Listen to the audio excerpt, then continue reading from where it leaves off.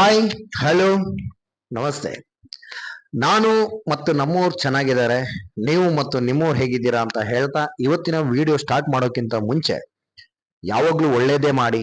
ಒಳ್ಳೆತನ ನಿಮ್ಮನ್ನ ಯಾವಾಗ್ಲೂ ಬಿಡಲ್ಲ. ಸ್ವಲ್ಪ ಲೇಟ್ ಆಗುತ್ತೆ ಒಳ್ಳೆತನ ಸಿಗ್ಲಿಕ್ಕೆ, ಆದ್ರೆ ಒಳ್ಳೆತನ ಯಾವಾಗ್ಲೂ 100% ಸಿಗುತ್ತೆ ಅಂತ ಹೇಳ್ತಾ ಇವತ್ತಿನ ಬಿಗ್ ಬಾಸ್ ಅಲ್ಲಿ ಏನೇನ್ ಮಾತಾಡ್ಬೇಕು ಅಂತ ಹೇಳೋದಾದ್ರೆ, ನನ್ಗೆ ಫಸ್ಟ್ ಆಫ್ ಆಲ್ ತ್ರಿವಿಕ್ರಮ್ ಮತ್ತು ಭವ್ಯ ಅವ್ರ ಪೇರ್ ತುಂಬಾ ಚೆನ್ನಾಗಿ ಕಾಣ್ತು ರೀ. ಅಂದ್ರೆ ಒಂದು ಆ ಅವರೊಂದು ಸ್ಟೇಜಿಗೆ ಬಂದ ಕೂಡ್ಲೆ ಅವರೊಂದು ಆ ಒಂದು ಭಾವನೆಗಳು ಅವರ ಕಣ್ಗಳಲ್ಲಿ ಕಾಣ್ತಾ ಇತ್ತು.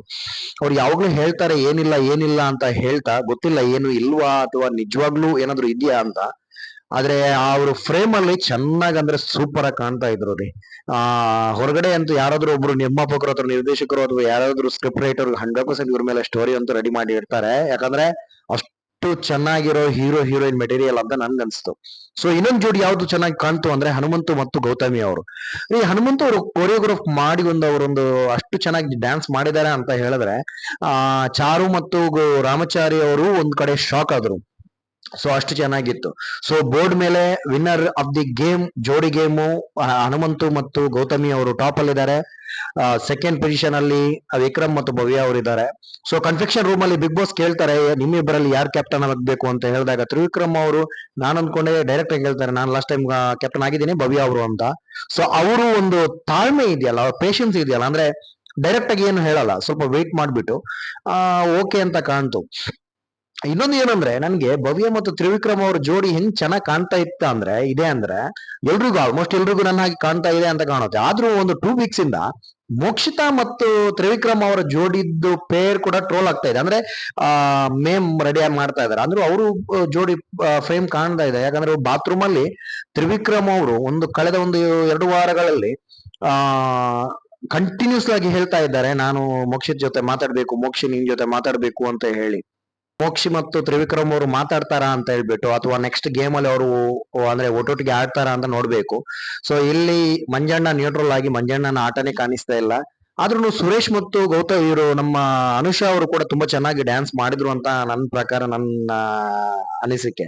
ಸೊ ಕ್ಯಾಪ್ಟನ್ಶಿಪ್ ಟಾಸ್ಕ್ ಅಲ್ಲಿ ಯಾರು ಗೆಲ್ತಾರೆ ಅನ್ನೋದೇ ಇವಾಗ ಟಾಸ್ಕ್. ಸೊ ಇಲ್ಲಿ ಚೈತ್ರ ಅವರು ಬಾತ್ರೂಮ್ ಅಲ್ಲಿ ಬಿದ್ದಿದ್ದಾರೆ. ಸೊ ಏನಾಗಿದೆ ಅಂತ ಗೊತ್ತಿಲ್ಲ, ಊಟನೇ ಮಾಡಿಲ್ಲ ಅಂತ ಹೇಳಿ ಭವ್ಯ ಅವರು ಹೇಳಿದ್ರು. ನಿಜಾನ ಸುಳ್ಳ ಇನ್ನ ಅಥವಾ ಏನಾಗಿದೆ ಅಂತ ಹೇಳ್ಬಿಟ್ಟು ಇನ್ನು ನೋಡ್ಬೇಕು ಏನಾಗಿದೆ ಅಂತ. ಸೊ ಫೈನಲಿ ಭವ್ಯ ಗೌಡ ಅವರು ಕ್ಯಾಪ್ಟನ್ ಆಗಿದ್ದಾರೆ. ಹೆಂಗಿದೆ ಅಂದ್ರೆ, ತ್ರಿವಿಕ್ರಮ್ ಅವರು ಆದ ಕೂಡ್ಲೆ ಭವ್ಯ ಗೌಡನು ಕ್ಯಾಪ್ಟನ್ ಆದ್ರು. ನೋಡ್ಬೇಕು ಭವ್ಯ ಗೌಡ ಅವರು ಕ್ಯಾಪ್ಟನ್ಶಿಪ್ ಹೆಂಗಿರುತ್ತೆ ಅಂತ ಹೇಳ್ಬಿಟ್ಟು. ಸೊ ಇಲ್ಲಿ ಅಣ್ಣ ತಂಗಿಯರಾಗಿದ್ದಾರೆ, ಲವರ್ಸ್ ಅಂತ ಹೇಳಕ್ಕಾಗಲ್ಲ, ಜೋಡಿ ಅಂತ ಒಂದು ಜೋಡಿ ಆಟದ ನಂತರ ಒಂದು ಜೋಡಿಗಳು ಹೊಸ ಜೋಡಿಗಳು ಆಗಿದ್ದಾರೆ. ಸೊ ಮುಂದಿನ ಆಟ ಯಾವ ರೀತಿ ಇರುತ್ತೆ ಅಂತ ನೋಡ್ಬೇಕು. ಸೊ ಇಲ್ಲಿ ಏನಾಗಿದೆ ಅಂದ್ರೆ, ಕಳಪೆ ಅನ್ನೋದು ವಾರಂ ಪ್ರತಿ ಒಬ್ಬರಿಗೆ ಕೊಡ್ಬೇಕು ಅಂತ ಎಲ್ಲ ಮನೆಯವರು ಡಿಸೈಡ್ ಆದಂಗಿದೆ. ಇಲ್ಲಿ ಏನಂದ್ರೆ, ಕಳಪೆ ಅಂದ್ರೆ ಎಲ್ಲ ಸೇರಿ ಒಬ್ಬರಿಗೆ ಕೊಡ್ಬೇಕು ಅಂತ. ಲಾಸ್ಟ್ ವೀಕ್ ಸಮ ಬಂದದಕ್ಕೆ ಸುರೇಶ್ ಮತ್ತು ಧನರಾಜ್ ಅವ್ರಿಗೆ ಕೊಟ್ರು. ಸುರೇಶ್ ಅವರು ಈ ವೀಕ್ ಅಲ್ಲಿ ಸ್ವಲ್ಪ ಸ್ಟ್ರಾಂಗ್ ಆಗಿ ರಿಪ್ಲೈ ಕೊಟ್ಟಿದ್ರಿಂದ ಮನೆಯವರು ಸುರೇಶ್ ಅವರ ಪಕ್ಕ ಹೋಗಿಲ್ಲ.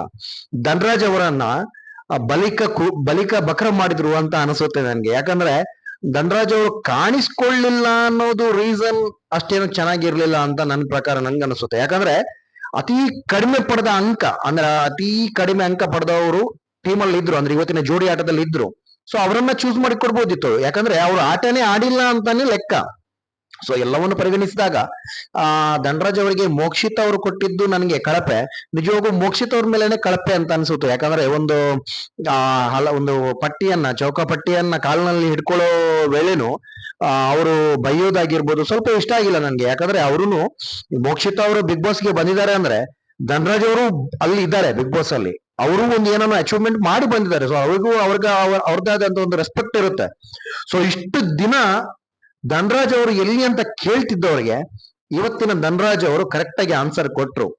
ಸೊ ಅವರು ಪರ್ಫೆಕ್ಟ್ ಆಗಿ ಸ್ವಲ್ಪ ಇದನ್ನ 1-2 ವಾರಗಳ ಹಿಂದೆನೆ ಮಾಡಿದ್ರೆ ಇಷ್ಟರವರೆಗೆ ಉತ್ತಮ ತೆಗೊಳ್ತಿದ್ರು ಏನೋ. ಪರವಾಗಿಲ್ಲ, ನೋಡೋಣ. ಸುರೇಶ್ ಅವರಿಗೆ ಉತ್ತಮ ಬಂದಿದೆ. ಸೊ ಇನ್ನು ಏನೇನು ಆಗುತ್ತೆ ಅಂತ ನೋಡೋಣ. ಸೊ ಇಲ್ಲಿ ಮೋಕ್ಷಿತ್ ಅವರು ಒಂದು ಪದದ ಹಿಂದೆ ಕೂತ್ಕೊಂಡು ಅಳ್ತಾ ಇದ್ದಾರೆ. ಅಳ್ತಾ ಇರುವಾಗ ನಿನ್ನೆ ತನಕ ಇದ್ದಂತಹ ಶಶಿರ್ ಅವರ ಮೇಲೆ ಭಾವನೆ ಒಂದೇ ಒಂದು ಮಾತಿನಿಂದ ಎಲ್ಲವೂ ಹಾಳಾಯ್ತು ರೀ. ಶಿಶಿರ್ ಅವರೇ, ದಯವಿಟ್ಟು ಇದೆಲ್ಲ ಬೇಡ.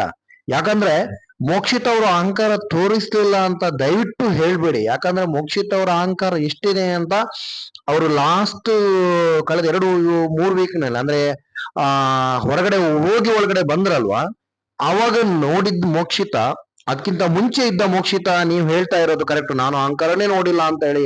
ಶಿಶಿರ್ ಅವರೇ, ದಯವಿಟ್ಟು ಪ್ಯಾಚ್ ಅಪ್ ಮಾಡಬೇಡಿ. ಹೇಳಿ, ಇದ್ದದ್ದು ಹೇಳಿ, ನಿಮ್ಮ ಫ್ರೆಂಡ್ ಅವರು. ಸೊ ಅದನ್ನ ಬದಲಾವಣೆ ಮಾಡ್ಕೊಳ್ಳಕ್ಕೆ ಹೇಳಿ. ಯಾಕಂದ್ರೆ ನಾವು ಈ ವೀಕಲ್ಲಿ ನೋಡ್ಕೊಂಡು ಬಂದಿದ್ದೀವಿ ಮೋಕ್ಷಿತ್ ಅವರನ್ನ, ಎಷ್ಟು ಧನರಾಜ್ ಅವರನ್ನ ಕಂಟ್ರೋಲ್ ಅಲ್ಲಿ ಇಡ್ತಿದ್ರು, ಎಷ್ಟು ಧನರಾಜ್ ಅವರನ್ನ ಇನ್ಸಲ್ಟ್ ಮಾಡ್ತಾ ಇದ್ರು ಅಂತ ನಾವೆಲ್ಲರೂ ನೋಡಿದ್ದೇವೆ. ಸೊ ಪ್ರೇಕ್ಷಕರಿಗೆ ನಮ್ಮ ಮಾತು ಸುಳ್ಳಾಗಲ್ಲ. ಸೊ ದಯವಿಟ್ಟು ಶಿಶಿರ್ ಅವರೇ, ನಿನ್ನೆ ತನಕ ಇದ್ದ ಅಭಿಮಾನ, ನಿಮ್ಮ ಮೇಲೆ ಒಂದು ಇದ್ದಂತಹ ಒಂದು ಭಾವನೆಯನ್ನ ಚೇಂಜ್ ಮಾಡ್ಬೇಡಿ. ಒಂದು ಮಾತಲ್ಲಿ ಚೇಂಜ್ ಆಗ್ಬಿಡುತ್ತೆ. ಸೊ ಇಲ್ಲಿ ಕ್ಯಾಪ್ಟನ್ ಆಗಿದ್ದಾರೆ. ಕ್ಯಾಪ್ಟನ್ ತಂಗಿ ಜಿಂಕೆ, ಅಣ್ಣ ಜಿಂಕೆ ಮೇಲೆ ಸ್ವಲ್ಪ ಏನೋ ಗರಂ ಆದ್ರು ಅಂತ ಅನ್ಸುತ್ತೆ. ಯಾಕಂದ್ರೆ ಧನರಾಜ್ ಅವರು ಸ್ವಲ್ಪ ಫೀಲಿಂಗ್ ಅಲ್ಲಿ ಹೇಳ್ಬಿಟ್ರು. ಯಾಕಂದ್ರೆ ನಾನು ಮನೆಯವ್ರ ಜೊತೆ ಯಾರ ಜೊತೆ ಮಾತಾಡ್ಲಿಲ್ಲ ಅಂದ್ರೂ ಒಪ್ಕೊಳ್ತೇನೆ, ನಿಮ್ಮ ಜೊತೆ ಮಾತಾಡ್ಲಿಲ್ಲ ಅಂತ ಹೇಳಿದ್ರೆ ದಯವಿಟ್ಟು ನಾನು ಒಪ್ಕೊಳ್ಳಲ್ಲ ಅಂತ. ಯಾಕಂದ್ರೆ ಧನರಾಜ್ ಅವರು ಆದಷ್ಟು ಮಾತಾಡ್ತಾ ಇದ್ರು ಅಂತ ನನ್ನ ಪ್ರಕಾರ ನನ್ಗೆ ಅನಿಸಿದ್ದು. ನೋಡ್ಬೇಕು ಇವತ್ತಿನ ಬಿಗ್ ಬಾಸ್ ಇಷ್ಟೇ. ನಾಳೆ ಬಿಗ್ ಬಾಸ್ ಅಲ್ಲಿ ಏನೇನಾಗುತ್ತೆ ಅಂತ ಹೇಳಿ ನಾಳೆ ನೋಡೋಣ. ಸೊ ಟೇಕ್ ಕೇರ್, ಬಾಯ್. ಹಾಗೆ ನಮ್ಮ ಚಾನೆಲ್ ಅನ್ನು ದಯವಿಟ್ಟು ಲೈಕ್ ಮಾಡಿ, ಸಬ್ಸ್ಕ್ರೈಬ್ ಮಾಡಿ, ಶೇರ್ ಮಾಡಿ, ಹಾಗೂ ಸಪೋರ್ಟ್ ಮಾಡ್ತಾ ಇರಿ. ನಿಮ್ಮ ಸಪೋರ್ಟ್ ಇದ್ರೆ ಮಾತ್ರ ನಮ್ದು ಏನಾದ್ರು ಮುಂದೆ ಇವಾಗ ನನ್ ಮಿಸಸ್ ಒಂದು ಮೋಟಿವೇಶನಲ್ ಒಂದು ಸ್ಪೀಚ್ ಅಂದ್ರೆ ಒಂದು ಮೆಸೇಜ್ ಎಲ್ಲ ಕೊಡ್ತಾ ಇದ್ದಾರೆ. ಸೊ ಅದನ್ನು ಸ್ವಲ್ಪ ನೋಡ್ಕೊಂಡು ಸಪೋರ್ಟ್ ಮಾಡಿ. ಟೇಕ್ ಕೇರ್, ಬಾಯ್, ಗುಡ್ ನೈಟ್.